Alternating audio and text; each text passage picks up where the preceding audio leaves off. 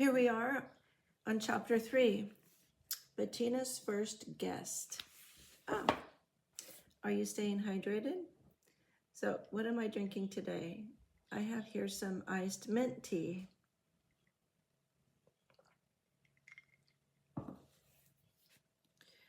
Hello.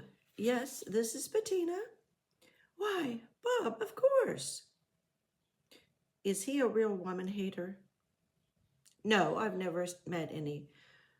But I'll just invite Alice too. And tomorrow you won't be calling him that. 6:30? Yes. I'll be ready for you both. But I'm so glad you asked him. He'll be our first guest. Goodbye. Bettina left the telephone with more misgivings than her tone had indicated. She couldn't disappoint Bob, and she liked unexpected company. But the dinner, which she had planned, was prepared largely from the recipes filed as leftovers in her box of indexed cards. Well, Bob will like it anyhow, she declared confidently, and if Alice can come, we'll have enough scintillating table talk to make up for any disappointments. Alice accepted with delight, promising to wear a dream of a gown that just came home, and confessing to a sentimental feeling at the thought of dining with such a new bride and groom. Let's see, said Bettina, in her spick-and-span little kitchen. There is meat enough, but I must hard-boil some eggs to help out these potatoes. Potatoes Anna will be delicious. Goodness, what would my home economics teacher say if she had heard me say hard boil? They mustn't really be boiled at all, just hard cooked in water kept at the boiling point. There will be enough baked green peppers for 4, and enough of the pudding. And if I add some very good coffee, I don't believe that Bob's Mr. Harrison will feel that women are such nuisances after all. It isn't an elaborate meal, but it's wholesome, and at any rate, our gas bill will be a little smaller because everything goes into the oven. When Alice arrived, Bettina was putting the finishing touches on her table. Alice, you look stunning. Oh, you look lovely, which is better. And the table is charming. Those red clover blossoms in that brown basket make a perfect centerpiece. How did you think of it? Mother Necessity reminded me, my dear. My next-door neighbor has roses, but I covet some for my luncheon tomorrow and did not like to ask for any today. So I had to use these red clover blossoms. No. So I had to use these red clover blooms from our own backyard. They are simple, like the dinner. Don't you envy me, Harrison? Asked Bob at the table. This is my 3rd day of real home cooking. You were unexpected company, too. The dinner consisted of boubons with tomato sauce, potatoes Anna, baked green pepper stuffed, bread, butter, cottage pudding, lemon sauce, coffee.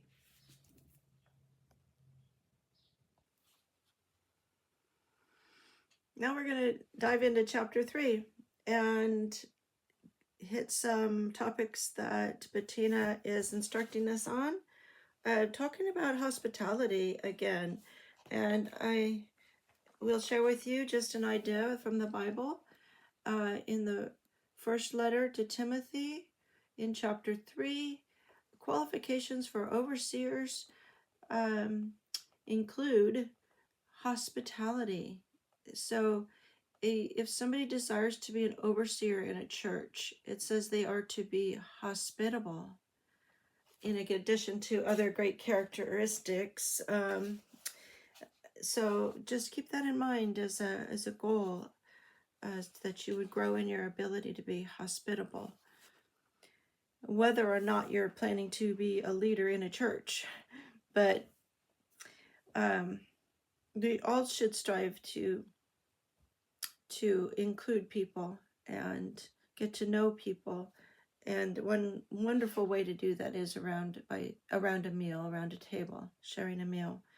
So Bettina modeled for us that she was going to be welcoming and happy to receive last-minute guests. She modeled a cheerful spirit and not a resentful spirit. Remember that hospitality is not the same as entertaining. Sometimes people use it interchangeably, saying they're going to entertain or they're going to host people. But hospitality is not about serving gourmet food. It's about being welcoming to others and sharing what you have. So keep that in mind. And she decided to tell us that what was important to her is not that the food seemed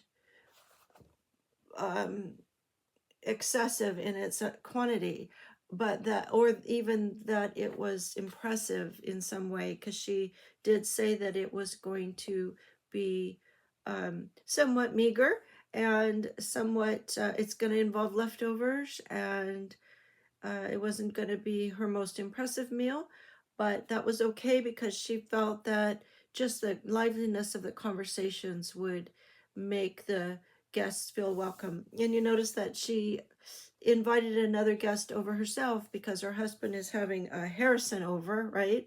And so she invited Alice over. These are both single people, and I think she had in mind that it would be nice for them to get to know each other. So we need a lot more of that going on, because people are feeling very isolated, and people are having trouble. Young people are having trouble meeting um,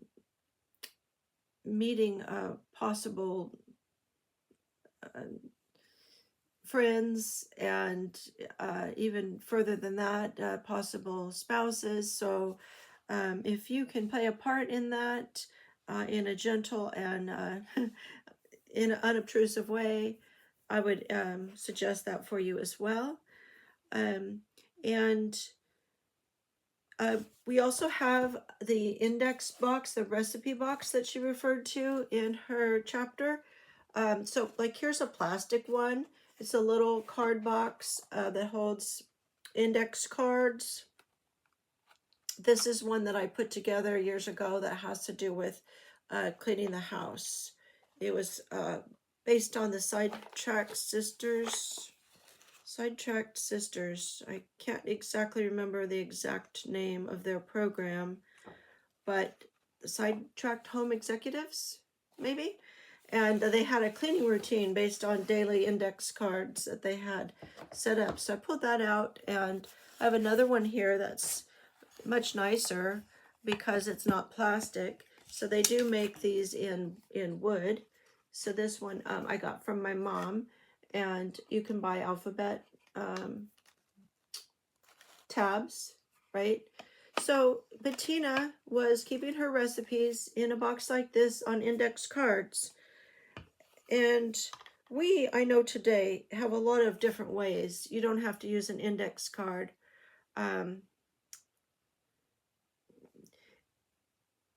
In fact, I'm kind of even starting to get away from some of my recipe collecting because it's so easy now to go on Pinterest and search for a recipe and to store them there. So, but I wanted to show you what Bettina was using.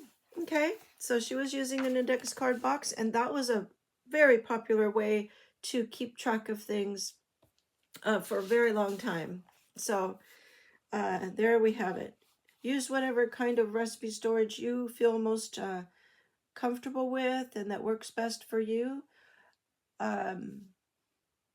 I, for a long time, had been using 3-ring binders and sheet protectors and keeping a binder for different categories. I have a desserts binder, which always seems to collect the most recipes. I have a veggies binder and a breads binder and a meats binder, and I would keep my recipes that I would clip from magazines, but we're hardly looking at magazines in print anymore.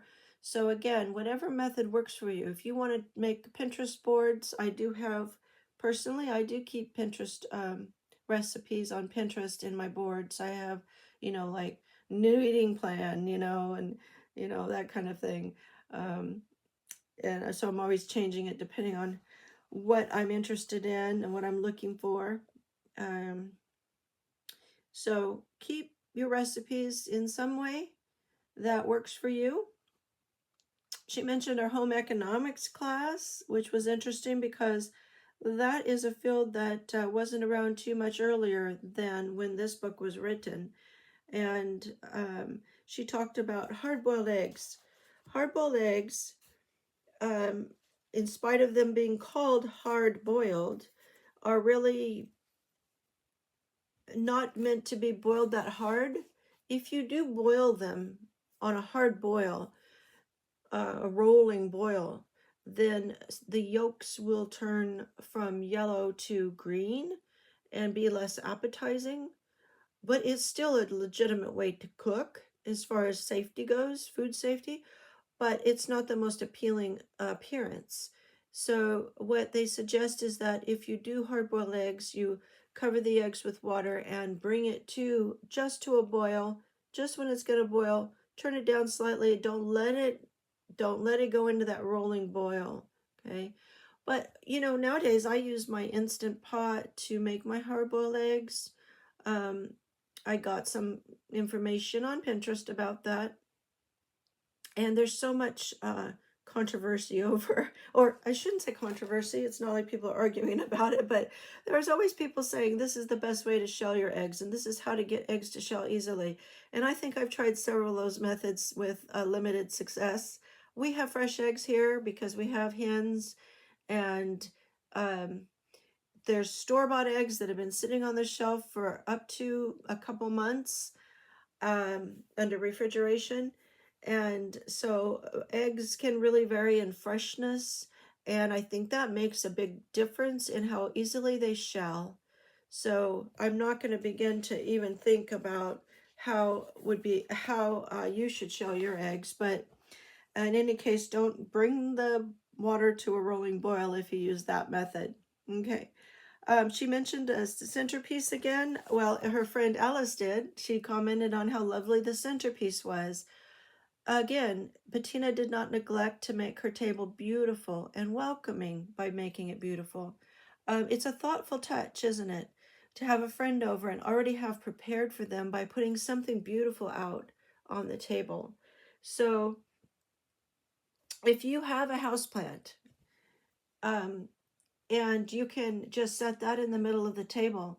It's not too large to have to, like, you don't want it so big that people are like trying to see each other to talk, like that, right? It has to be something low enough that people can easily see each other across the table over, but you can use a small house plant, and that would always be with you then, and you can add that to the center of the table as you're preparing for your guests.